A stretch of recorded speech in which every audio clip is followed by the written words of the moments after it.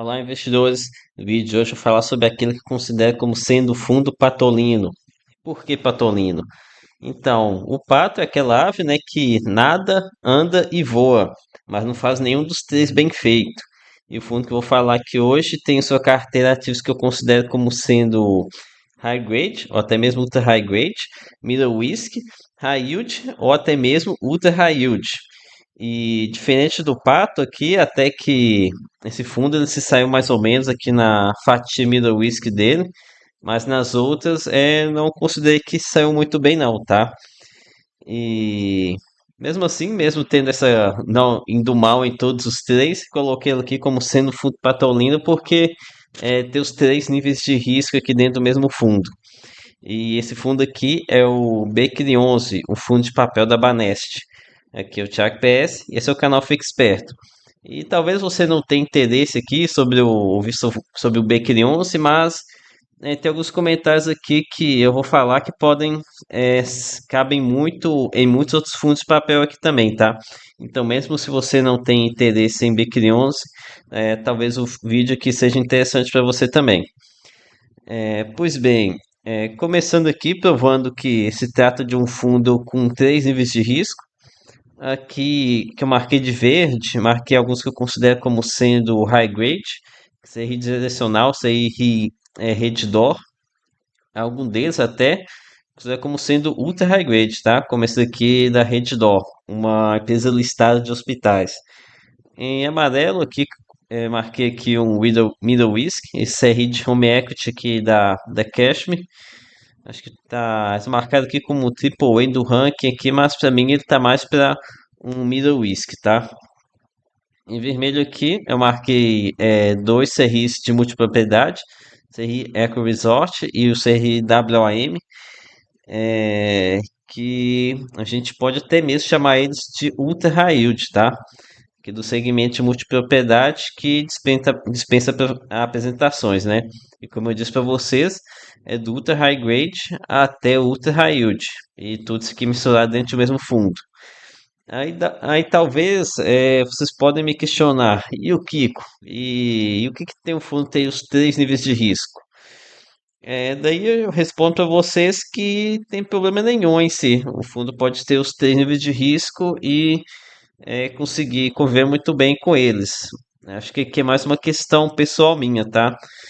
Eu prefiro fundos focados em um nível de risco ou em um nível de risco e em um indexador, para que então mesmo possa calibrar essas exposições na minha carteira. Isso aqui é uma questão pessoal minha mais, tá? No entanto, sinceramente não acho que seja uma boa essa coisa aqui de exposição a três níveis de riscos não, tá? Até dois níveis de risco dentro do mesmo fundo até que dá para levar, mas três níveis eu já achei um pouco mais exagerado.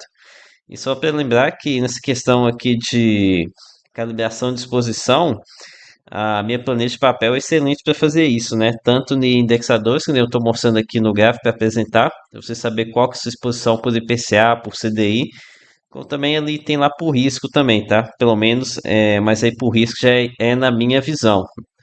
Apesar de que se você for bem com o planilha também, você pode editar a planilha para deixar ela mais com sua cara também, tá? Mas aí já dá um pouquinho mais de trabalho. Então, no entanto, tem um problema sim em misturar ativo high yield com middle risk e high grade, tá? Realmente pegar esses high yield e misturar com outros níveis. Por quê? Então, essa aqui é uma falha que inclusive é extremamente recorrente nos fundos de papel, até por isso que eu falei que o vídeo poderia ser muito útil para você mesmo que você não tem interesse em BQ11. Na verdade, a maioria dos meus fundos não, dos meus vídeos eu tento, mesmo aqueles focados em um único fundo, eu sempre tento passar algumas opiniões minhas de forma que acredito que dá para vocês extraírem um pouco das minhas opiniões aqui também, tá? Então fiquem de olho aí nos vídeos dedicados a fundos também. Tento fugir um pouquinho da mesmice aqui.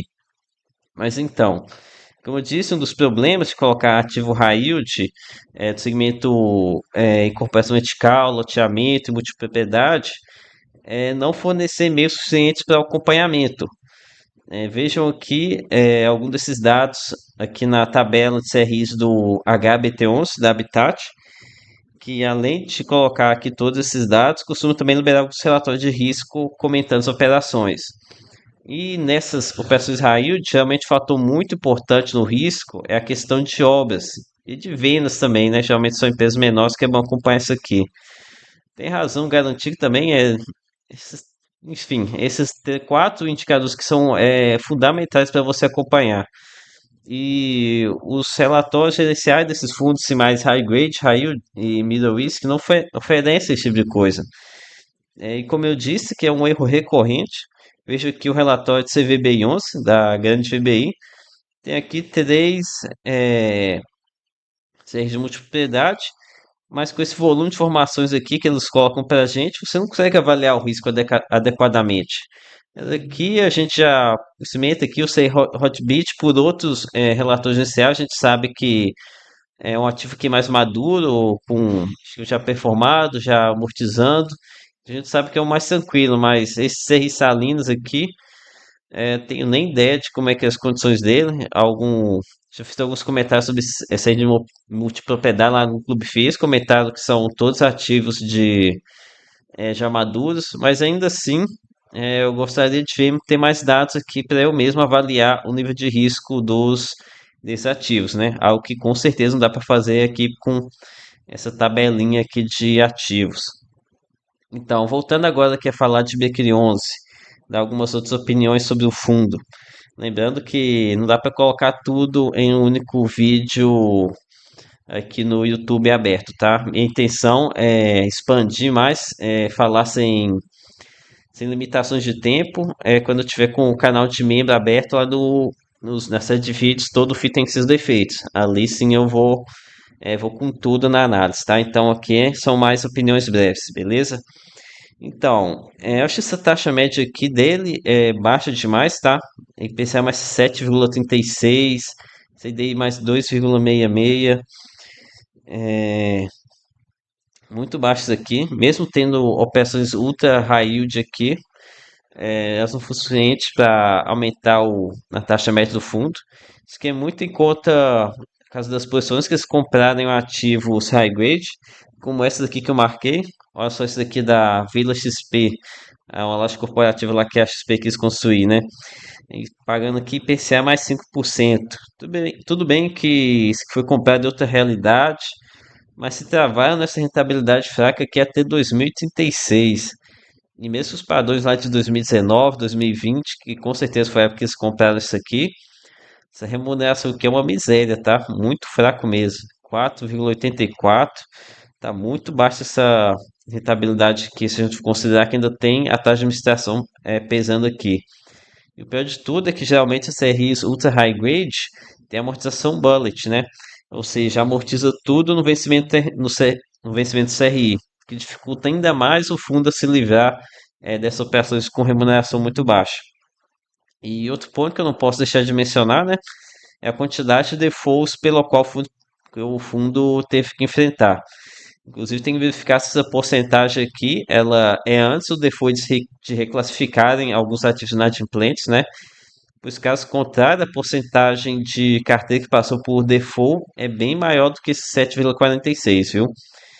Então, esses pontos que eu comentei aqui acabaram por combinar num fundo extremamente descontado. Tá aqui um desconto de 21% no momento que eu estou gravando, né? É muita coisa. Isso aqui já considerando a baixa contábil que teve no VP, pela remarcação dos ativos, né? Então, isso aqui é um caso bem interessante para colocar no vídeo barganhas versus ciladas. Então, fiquem de olho aí nos vídeos aos domingos para saber minha opinião se o fundo é uma barganha ou não. Então foi isso, galera. Espero ter curtido aqui, ter aprendido um pouco. Lembre das curtidas, comentar aí, se inscrever e que nada que recomendação de compra de venda. Até a próxima.